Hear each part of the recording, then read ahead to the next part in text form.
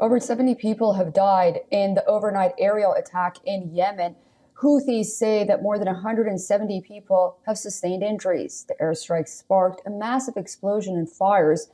The Iran-backed rebels say that paramedics and civilian workers at the port were killed in the attack as well.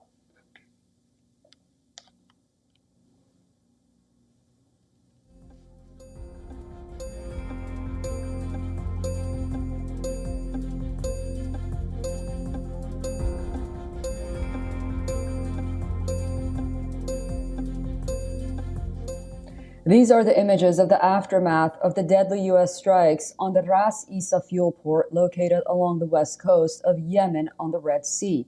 The U.S. Central Command confirmed the strikes but did not acknowledge any casualties. The U.S. military says that the attack on the fuel port is aimed to cut off a source of supplies and funds for the Iran-backed group. Videos from the U.S. Central Command shows the decks of aircraft carriers lit up day and night, with jets being launched in relentless waves.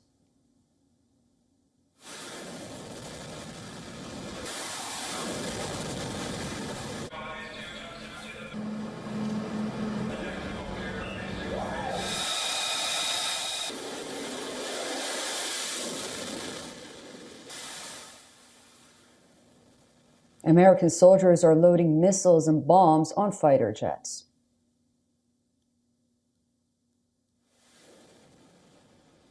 The USS Harry S. Truman and USS Carl Vinson are leading the aerial attacks in Yemen. This since March 15th. American jets have been regularly bombing Houthi targets.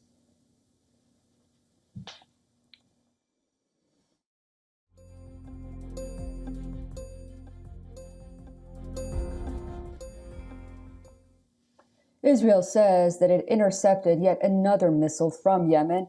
The Houthis have regularly fired ballistic missiles towards Israel as a retaliation against American assault.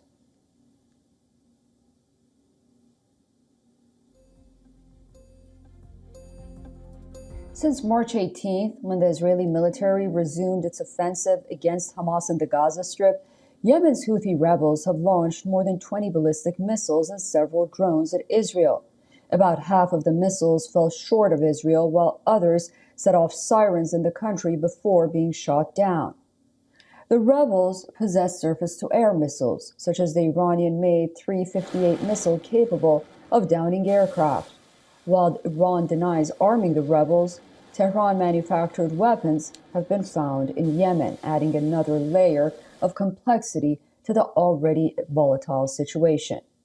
Washington is now blaming China for helping the Houthis. The U.S. State Department has accused the Chinese firm of directly supporting Houthi attacks. We can confirm the reporting that Changguang Satellite Technology Company Limited is directly supporting Iran-backed Houthi terrorist attacks on U.S. interests. Their actions and Beijing's support of the company, even after our private engagements with them, is yet another example of China's empty claims to support peace. U.S. Department of Treasury has also sanctioned the International Bank of Yemen for providing financial support to the Houthis. The sanctions were imposed by Department's Office of Foreign Assets Control.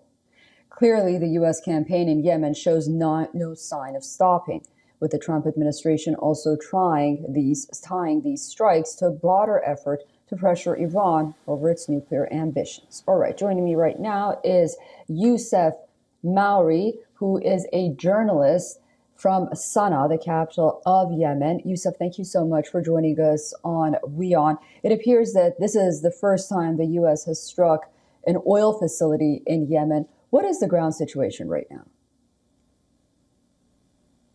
The ground situation right now is all the same, really.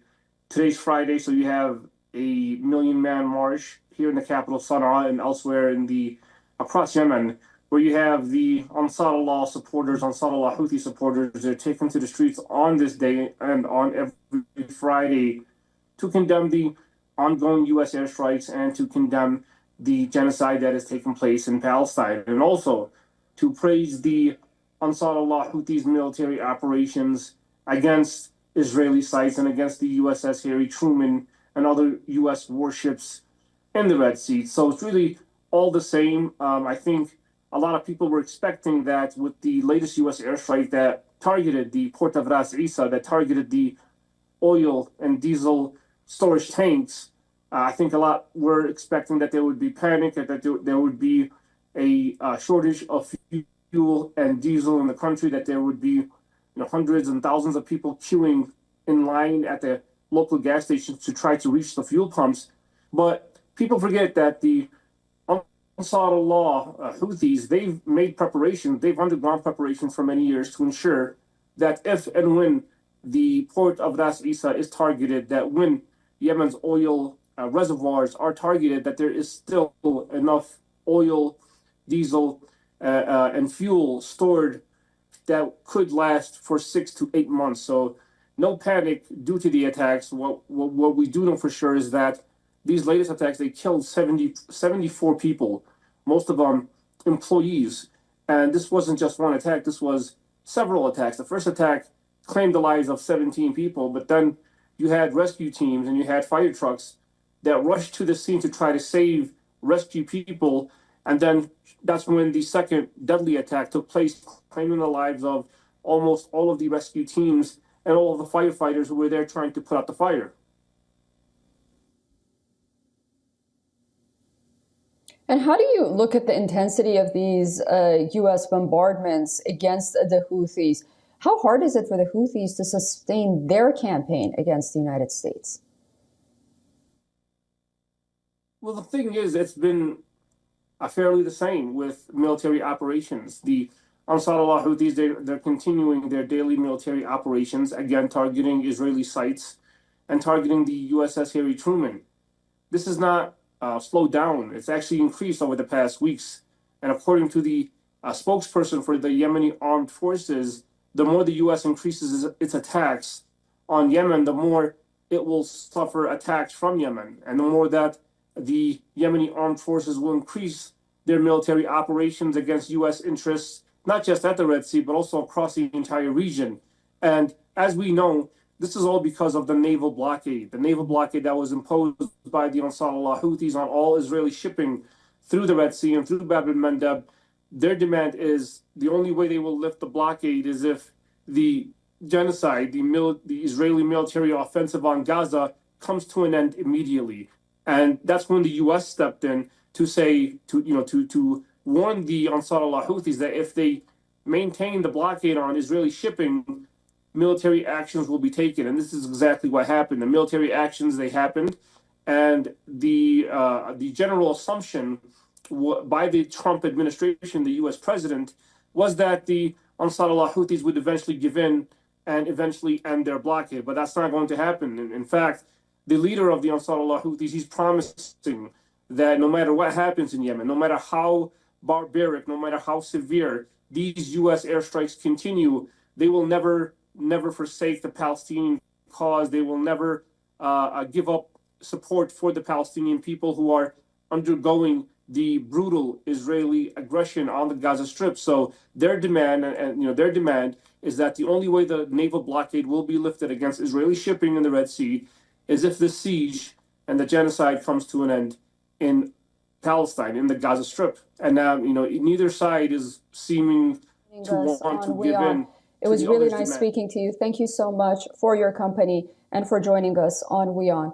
I look forward to speaking to you again very soon. Thank you.